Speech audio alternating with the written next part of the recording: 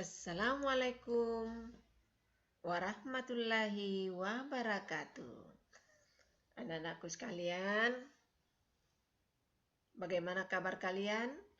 Semoga kalian uh, dalam keadaan sehat walafiat dalam melaksanakan pembelajaran hari ini. Nah, anak-anakku sekalian, hari ini sebelum kita lanjut pelajaran, Ibu mengajak kalian untuk berdoa agar pembelajaran hari ini, ilmu yang kita dapatkan itu bisa barokah.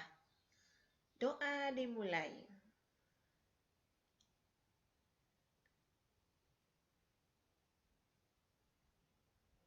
Doa selesai.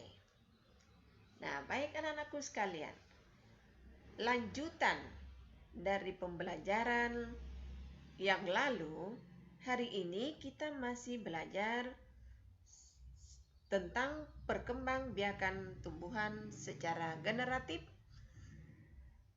kaitannya dengan penyerbukan. Nah, karena kita ketahui bahwa proses perkembangan tumbuhan secara generatif itu dimulai dengan penyerbukan. Nah, hari ini kita akan berfokus pada jenis-jenis penyerbukan. Nah, coba kalian perhatikan. Yang pertama, penyerbukan ada namanya kleistogami, yaitu penyerbukan oleh tumbuhan itu sendiri tanpa perantara.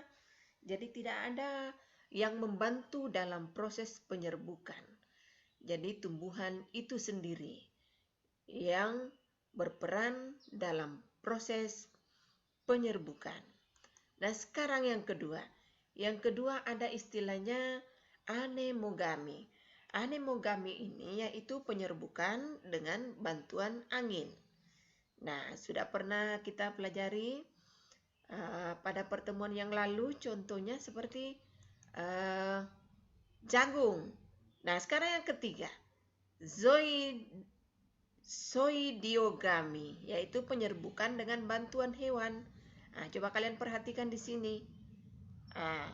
Hewan yang mengantarkan serbuk sari akhirnya jatuh ke kepala putik, itu namanya zoidiogami.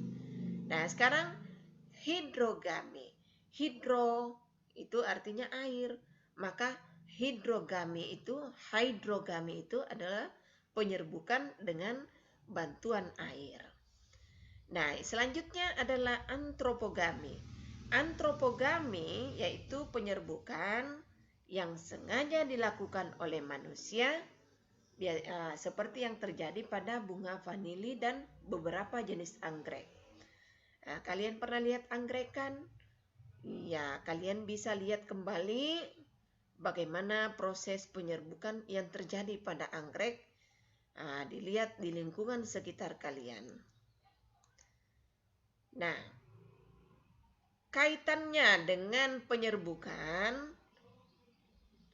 kita pasti berfokus pada bagian-bagian bunga yang ada yang berperan dalam perkembangbiakan tumbuhan secara generatif.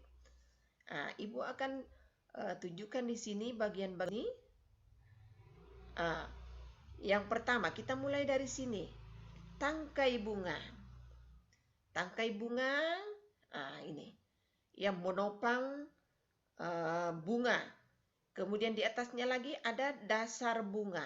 Ini bisa sering kalian lihat, cuma kadang kita tidak bisa membedakan nama-nama dari tiap-tiap bagian bunga. Nah, yang di atasnya lagi, ini namanya mahkota. Mahkota. Pasti sudah tahu kan? Setelah itu ini ada namanya kepala putik. Inilah yang berperan di dalam proses perkembangan tumbuhan secara generatif. Ini kepala putik. Ada lagi kepala sari. Ini yang ditujukan. Nah, sekarang benang sari. Benang sari ada di sini. Benang sari. Selanjutnya bagian bunga yang lain. Ini namanya tangkai putik. tangkai putik. Di bawahnya kelopak bunga. Ada yang biasa berwarna hijau, yang menopang bagian bunga ini, itu namanya kelopak bunga ini seperti ini. Nah, sekarang bakal biji. Bakal biji inilah adalah hasil dari perkembangbiakan tumbuhan. Dari proses penyerbukannya dari benang sari ke kepala putik, akhirnya terjadilah namanya bakal biji. Nah, inilah hasilnya.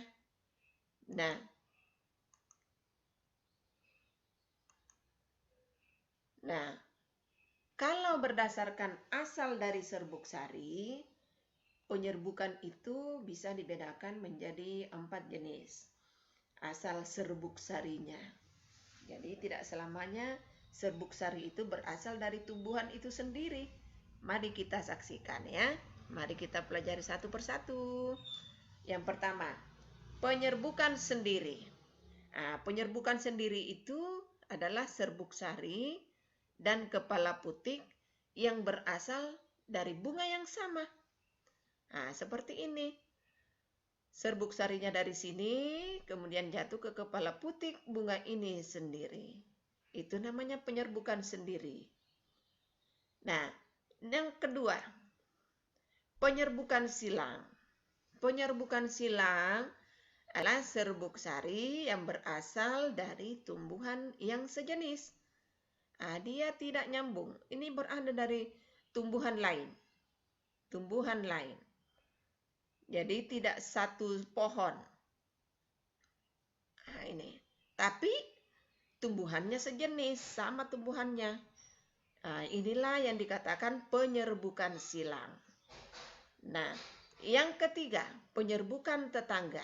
Penyerbukan tetangga itu adalah serbuk sari yang berasal dari bunga lain tetapi masih sepohon. Ini masih sepohon. Inilah yang dikatakan penyerbukan tetangga. Selanjutnya, penyerbukan bastar. Penyerbukan bastar itu serbuk sarinya berasal dari tumbuhan lain yang berbeda jenis. Jadi berbeda jenisnya. Ini tumbuhannya lain, ini tumbuhannya lain. Berbeda jenis dan juga tidak sepohon. Namanya saja beda jenis. Iya kan?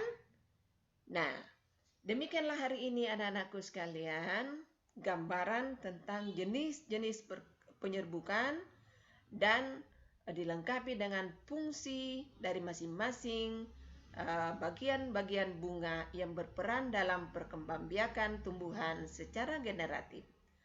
Sampai jumpa pada pertemuan yang akan datang. Assalamualaikum warahmatullahi wabarakatuh.